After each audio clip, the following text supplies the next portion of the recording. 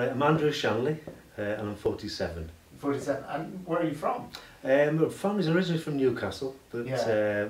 my dad was a power station worker, so we used to travel here, there and everywhere. We ended up in Scotland in Largs, so I grew up in Largs, Ayrshire, and eventually, after leaving school, no jobs in that sort of area, unfortunately.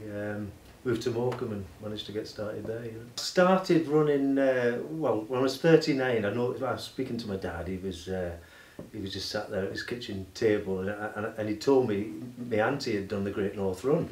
And I thought, what? And I was like a bit overweight and not feeling that good about myself at the time. Yeah. So, and I'd said, how has she managed that, you know, Auntie Rose? So, and I was amazed. So I thought, well, I'm going to have a go at that, you know. And literally, I couldn't run to the end of the street. You know, I'd be lucky 200 yards without being completely out of breath. And I thought, I'm going to have to do something about this. So I think I maybe had a beer or two one night and decided to apply for the Great North. Yeah. And to my dismay, I actually got in. And I thought, oh no, I'm going to have to train, you know. Yeah. So I travelled, I started training once I was assured of my place. And went down on the prom in Morecambe. Got my lads to come down, they were on their bikes. I parked up on the prom, because I didn't want to run from my house and make it look like, you know, with all the gear on. Because I thought, oh God, he thinks he's fit, you know, but obviously a bit overweight and that. So I thought, I'll have a go. So I said to my lads, you go on your bike. He had a little mileometer thing on his bike so you can see how far we're going. I says, tell me when I've done a mile and I'll turn and run back. And basically, within a quarter of a mile of starting, I'm saying, is it not a mile yet? You know, Yeah. I was tired, really tired. I thought, oh, you know, how would I manage this? But to be fair, I did that, and then I kept going out, and it got easier and easier. And I trained basically with a few friends. And then my wife would drop me off at Carnforth, and I'd run 6 miles home. And the training kept going and kept going, and eventually I took the Great North on board, and I got just over 2 hours, I think. But for me at the time, it was just finishing, you know. Yeah. So I was really happy about that. And my wife, who didn't really fancy running, she was inspired by that, and she took running up. And same again, she did the Great North the year after, and we joined a local running club, Lancaster and Morecambe, which is great. You know, everybody's fantastic at the club, and you know, and it makes you so much better and fitter and stronger. So. Yeah. So that's how it all came about. And marathon wise, that's basically probably within the club, people doing different events. Yeah. Has caused us to sort of challenge yourself that little bit further, you know. So I did Edinburgh. That was my first one. It was 27 degrees, so I sort of. I know, we trained through the winter, and I got myself fit enough to. So I thought, you know, maybe run under 4 hours, and I know I shouldn't have been looking at times, because when you're doing something like that, it's finishing that's important, you know. Because I was running quite well for me, and what happened then, you know, like say winter training, you're feeling good on the day, didn't take as much water on board, you know, that's a new experience. And then I think 4:14 or something, which is really good time, but I didn't feel the benefits of that run in any way. But it didn't stop me. I carried on, and we've done a few. There's friends from my club, Charlie and Nigel, that we went over to Toronto with them, with my wife and my little boy Jack, and we did the Toronto Marathon, and we've done London a few times, and I've really sort of enjoyed the team building and the experience around it, you know. So that's why running's sort of a big part of our lives, you know. Yeah. So, yeah. Excellent. I mean, and then it sort of begs the question, though, why 10 in 10? Yeah, no. Well, I think that's the thing. I've seen people do it over the last 2 years. Yeah. Or 3 years, actually. I've been looking at the blog and the site and admiring what I've seen, and I thought I could never do that, you know. But, and yeah, I'm still thinking that now, but fair enough. Yeah, well, until you've done it, I suppose you're always going to be negative, or hopefully I can be positive. But yeah, why? I think it's the next challenge. I've done marathons, and they're great. I've enjoyed them, but I just wanted.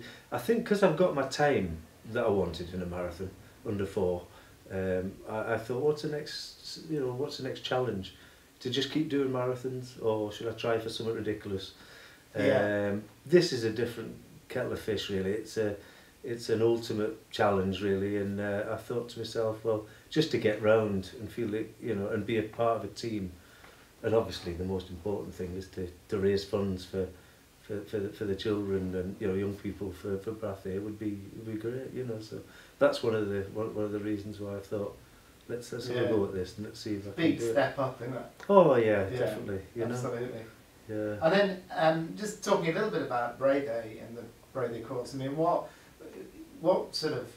resonates with you with the Brathay cause? I mean, why is it an important cause to raise money for? Well, I mean, anything for young children and young people, it's good for their confidence. I know what it's like leaving school and trying to be positive for the future, you know, with what you've got ahead of you.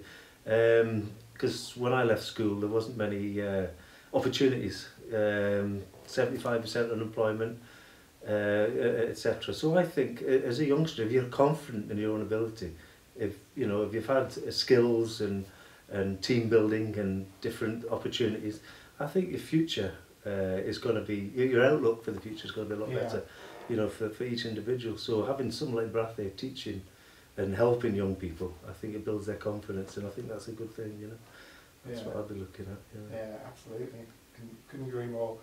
And then, what about training? I mean, how's the training gone so far? Well, or what have you got left? You know, what's your game plan between now and May? May, I think to me the club's important. The local Lancaster and Morecambe club's important because you push yourself more in the sessions than you would if you just were running yourself.